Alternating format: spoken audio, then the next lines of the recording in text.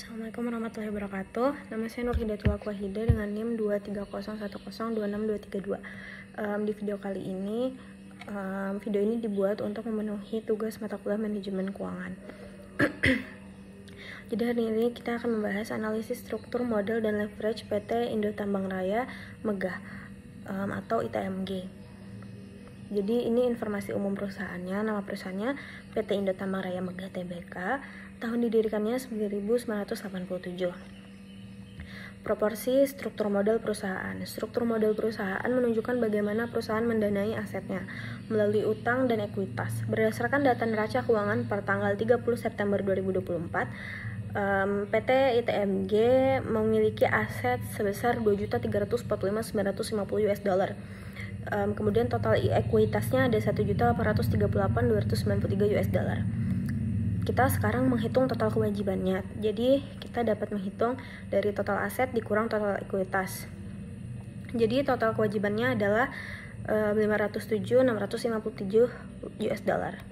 Selanjutnya kita menghitung proporsi struktur modal, yaitu total kewajiban dibagi total aset itu menghasilkan proporsi utang, kemudian total ekuitas dibagi total aset itu proporsi ekuitas. Setelah kita hitung, kita mendapatkan angka 0,21 untuk proporsi utang dan 0,78 untuk proporsi ekuitas. Jadi proporsi utang ITMG lebih rendah dibanding ekuitas, menunjukkan bahwa sebagian besar aset perusahaan didanai oleh ekuitas. Penggunaan utang dapat memberikan keuntungan berupa tax shield, tetapi juga meningkatkan resiko keuangan. Selanjutnya ada resiko keuangan yang dihadapi perusahaan. Berdasarkan data neraca keuangan per 30 September 2024, beberapa resiko keuangan yang mungkin dihadapi oleh ITMG adalah yang pertama, resiko leverage keuangan. Dengan proporsi utang sebesar 21,6%, perusahaan memiliki resiko leverage keuangan yang relatif rendah. Leverage keuangan itu adalah penggunaan utang untuk membiayai aset yang dapat memperbesar potensi keuntungan tetapi juga kerugian. Kemudian, jika perusahaan tidak dapat menghasilkan laba yang cukup untuk menutupi beban bunga dan pokok utang, maka akan timbul kesulitan keuangan. Jadi, rasio utang terhadap ekuitas itu kalau rasionya rendah menunjukkan tingkat leverage yang rendah. Kemudian untuk teori pendukungnya, teori struktur modal trade-off menyatakan bahwa perusahaan menimbangkan manfaat pajak dari utang dengan biaya kesulitan keuangan yang meningkat seiring dengan tingginya tingkat utang. ITMG perlu memastikan bahwa manfaat dari utang lebih besar daripada potensi biaya kesulitan keuangan. Kemudian ada risiko likuiditas. Risiko likuiditas adalah risiko perusahaan tidak mampu memenuhi kewajiban jangka pendeknya. Untuk menganalisis risiko ini, kita perlu melihat total kewajiban lancar dan membandingkannya dengan aset lancar. Kemudian risiko suku bunga. Jika sebagian besar utang perusahaan memiliki suku bunga yang mengembang, maka perubahan suku bunga di pasar dapat mempengaruhi beban bunga perusahaan secara signifikan, yang pada akhirnya akan mempengaruhi laba bersih. Kemudian selanjutnya adalah hubungan utang dan laba perusahaan. Pertama kita tahu dulu dampak positif utang terhadap laba.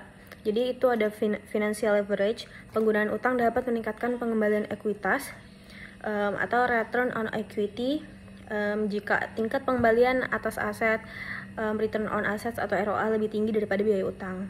Jika perusahaan dapat menggunakan dana pinjaman untuk menghasilkan keuntungan yang lebih besar dari biaya pinjaman itu sendiri, maka laba biaya pemegang saham akan meningkat.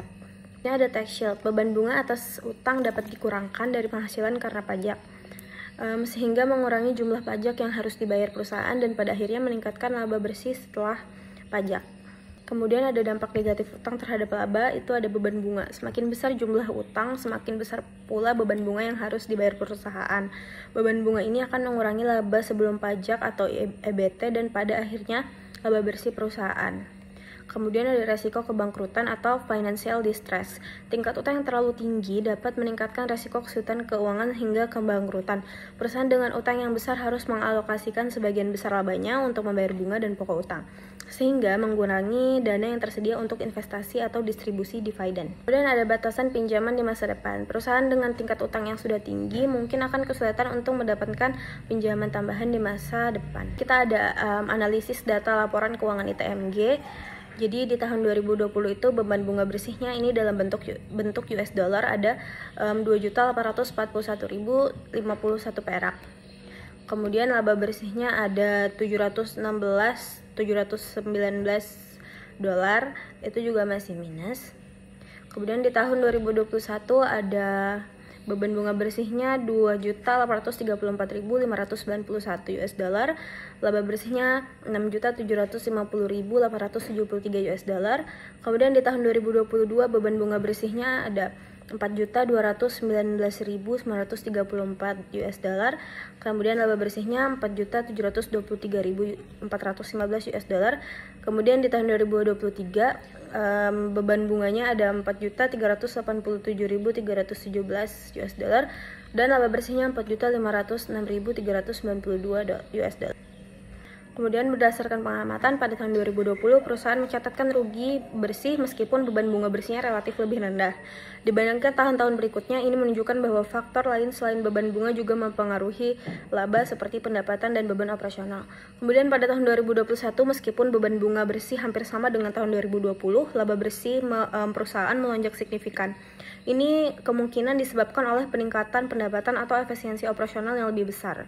Kemudian pada tahun 2022 dan 2023 terjadi peningkatan yang signifikan dalam beban bunga bersih.